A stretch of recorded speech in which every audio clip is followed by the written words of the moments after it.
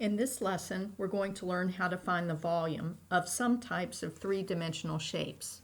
Before we do, though, let's talk about what volume is. Volume can be defined as the three-dimensional space enclosed by a boundary, or the three-dimensional space that an object occupies. Sometimes volume is referred to as capacity. Finding volume can help us determine the amount required to fill an object, like the amount of water needed to fill a bottle, or an aquarium, or a swimming pool. Volume is measured in cubic units, such as cubic feet or cubic meters. When the unit is written, it will look like it's written to the third power. We are going to focus on volume for prisms and cylinders.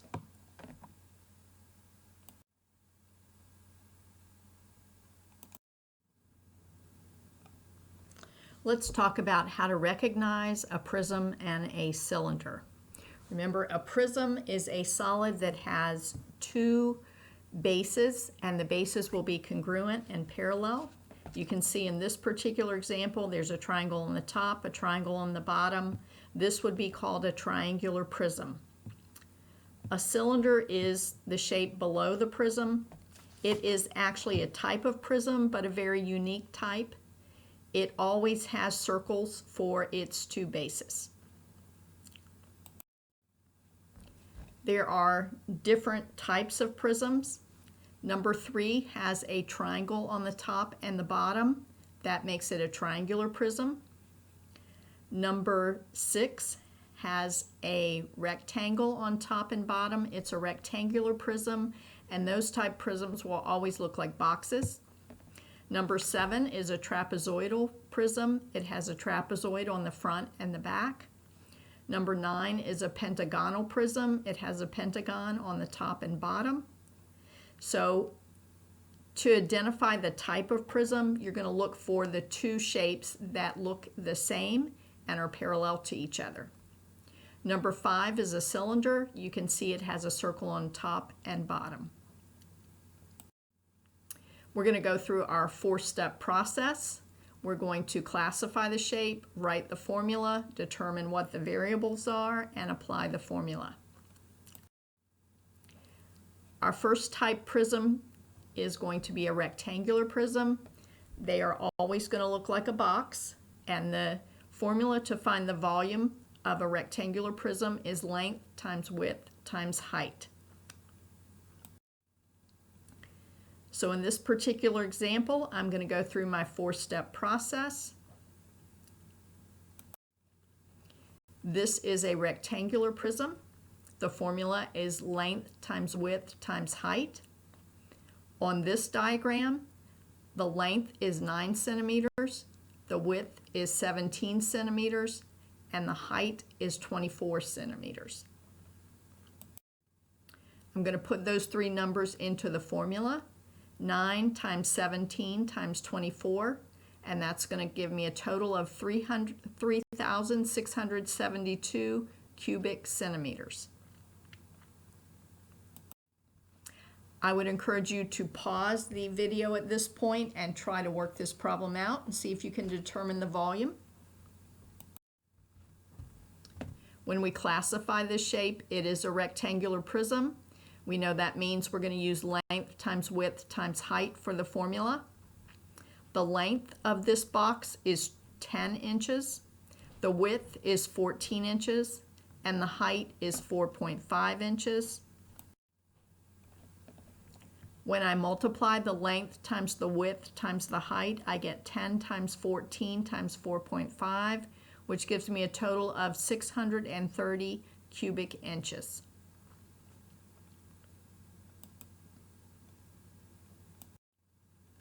For all other prisms, anything that's not a box type shape, I'm going to use this formula, big B times H. Big B stands for the area of the base, and since we can have a triangular base, we can have a trapezoidal base, big B will change. The height is always going to be the part of the prism that connects one base to the other. I am going to use this diagram and find the volume. For my four-step process, I'm going to classify it as a triangular prism because I see there's a triangle on top and a triangle on the bottom. My formula is big B times H. We said big B stands for the area of the base. Well, since the base in this prism is a triangle, I'm going to find the area for a triangle, which is 1/2 base times height. When I use the base and the height, I want the base and the height of one of the triangles. So if I look at the triangle on the bottom, there's a dotted line that goes from the top of that triangle on the bottom to one of the sides. Notice they are perpendicular. The height is the 7.3 feet, and the base of the triangle would be the side that's perpendicular to the height, and that would be 12 feet. So for the area inside that triangle, I'm going to use 1/2 times 12 times 7.3, and that's going to give me 43.8 feet squared. That's the area of one of the triangles. I'm also going to need to find the height of the prism. Well, the height of the prism is the part of the prism that connects the triangle on the top to the triangle on the bottom. So I'm going to use 5 feet for that. I apply my formula now. 43.8 is the area of one of the triangles. 5 is the height of the prism. I multiply those two numbers and I get 219 cubic feet. I would encourage you to pause the video and see if you can calculate the volume for this diagram.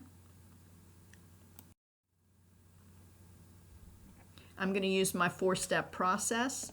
This is a triangular prism again. There's a triangle in the front and a triangle in the back. The formula is big B times H. Since the base is a triangle again, I'm going to use the area for a triangle, which is 1/2 base times height. The height is inside one of those triangles, and you can see the dotted line that goes from the top of the prism down to one of the sides on the triangle in the front is 5.4 millimeters. That's the height. The base is perpendicular to the height, so that's the 11 millimeters. I'm going to put those two numbers in my formula. 1/2 times 11 times 5.4. That's going to give me 29.7 millimeters squared. That's the area of one of the triangles. The height of the prism is the part that connects the triangle in the front to the triangle in the back. That would be 16 millimeters. I'm going to put those numbers in my formula. The area of the triangle, 29.7 times 16, which is the height, to get a total of 475.2 cubic millimeters.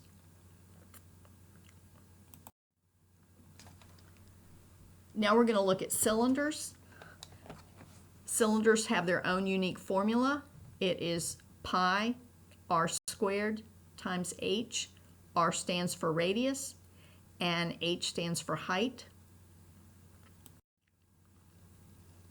We're going to use our four-step process to calculate the volume for this cylinder.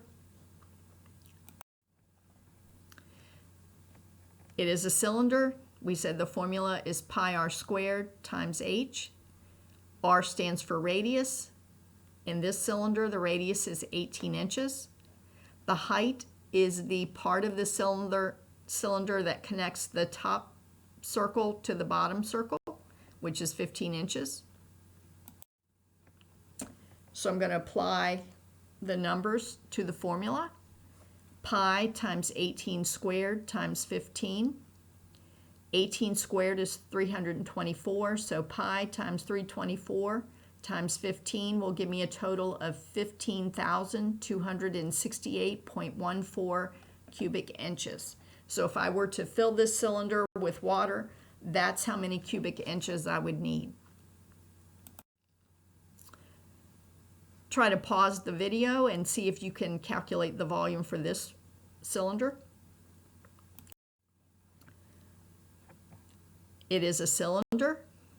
the formula pi r squared times h. In this case, they gave me the diameter. It's 11 meters. I need to divide 11 by 2 to get the radius. So that gives me 5.5 meters for the radius. The height is 21 meters. So in my formula, I'll have pi times 5.5 squared times 21. 5.5 squared becomes 30.25, and when I multiply pi times 30.25 times 21, I get 1,995.7 cubic meters.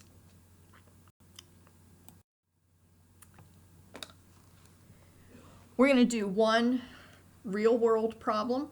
It is a word problem, and it tells us that this is a diagram of a pool owned by someone named Eric, and Eric wants to fill this pool so that it is 4 feet high, and he's going to use a garden hose that can pump out 80 cubic feet per hour.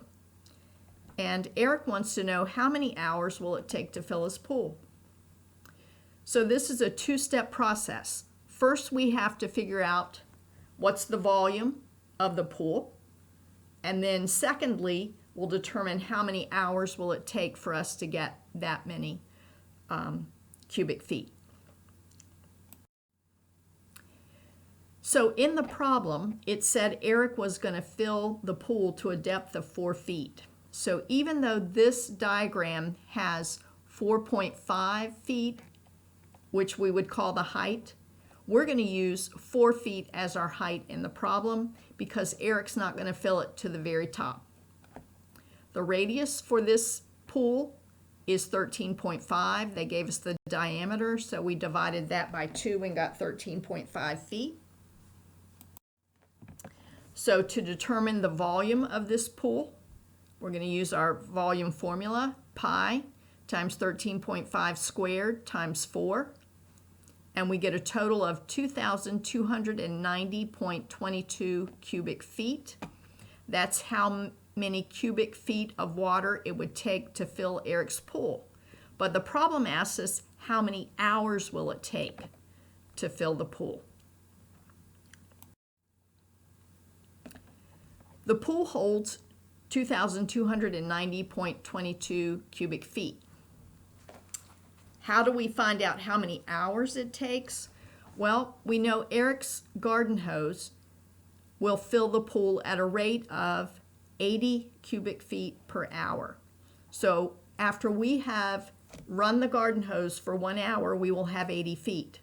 So if we take our total and divide it by 80, we will get the number of hours it will take to get the 2,290.22 cubic feet.